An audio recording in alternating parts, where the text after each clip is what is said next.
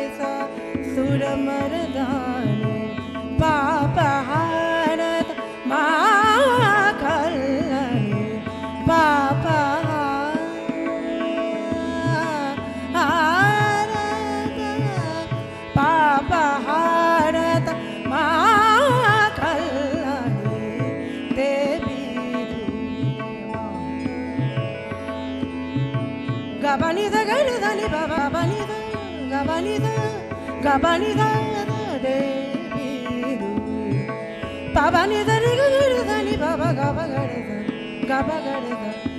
পানি নি বা সা ধা নি নি নি বা বা বা গা রে গা দেবী দুর্গে মাতা ভবানী দেবী দুর্গে মা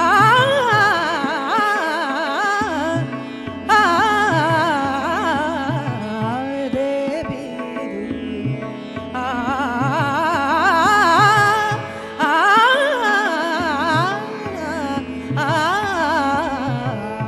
দেবী দুর্গে মাতা ভবানী দেবী দুর্গে দেবী দুর্গে দেবী দুর্গে মাতা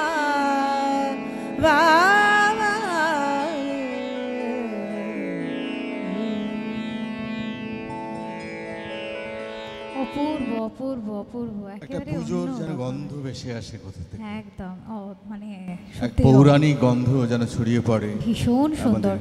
পিয়ালিদি একটু জানতে চাইবো, যেহেতু সঙ্গীত নিয়ে খুব একটা জ্ঞান আমার একেবারেই নেই, খুবই স্বল্প জ্ঞান রাখি, একটু জানার আগ্রহ, যেমনটা তুমি বললে যে হংসধ্বনি রাগের ওপর তুমি গাইলে, এই রাগের সম্পর্কে একটু জানতে চাইবো, কেন এটার নাম হংসধ্বনি?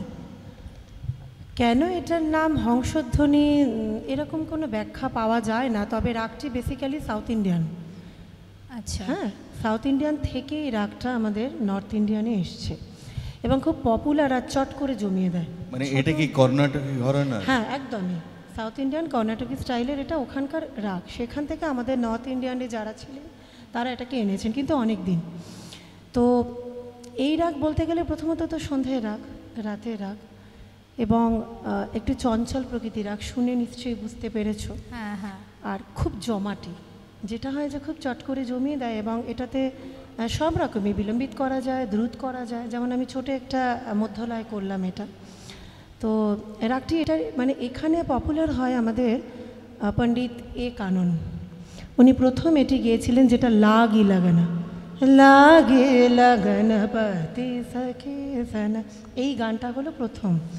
তো এটা প্রাচীন গান এবং উনি প্রথম এটা পপুলারিটি অর্জন করেন। তারপরে এই বন্দিশটা অনেকেই গায় এবং এটার অনুসরণেই বলবো আমি, অনুকরণ নয়, অনুসরণে আরও অনেক বন্দিশ তৈরি হয়েছে, যেমন এই বন্দিশটি দুর্গার ওপরে বা বিভিন্ন তালের ওপরে অনেক রকমভাবে।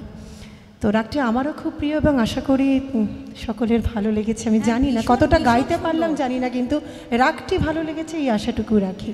অপূর্ব গেয়েছো তুমি, সেটা তো বলার অপেক্ষা রাখে না। এখানে মানে ওটা সকলেই বলতে যাওয়াটাও ভালো যেন করছে, মনে মানে হয় এমন একটা যে ব্যাপার একটু- যে কাকে রেখে কাকে দেখি, যেমন অংশুমানদার আবৃত্তি, তেমনি কৌশিককে তো আমি কি বলবো, আর আমি আগেও শুনেছি ওর স্তোত্র, আর তেমনি তুমি অসাধারণ, এবং পাশে অর্পিতা অর্পিতা দি, আছে, হ্যাঁ। অর্পিতার পুরো মানে পুজোর পরিবেশটাকে এনে দিয়েছে। এবার পরবর্তী গানে আমি জানি না কি শুনবো, আশা করি আরও ভালো কিছু শুনবো। তোমার এই গান শোনার পরে আমি সত্যি কথা বলতে গান হারিয়ে ফেলছি, কথা হারিয়ে ফেলছি। এ বাবা, না, আমি না, একদম সুর কখনো সুর মন্ত্র হারাতে দেয় না। মুগ্ধের মতন শুনে গেছি, সত্যিকারে বিশ্বাস কিন্তু করো। বিষয়টা যেটা হলো যে হংসধ্বনির আগে সেই হাঁসের চই চই শব্দে বাসায় ফেরা যেন আরতির সময় হয়ে আসছে।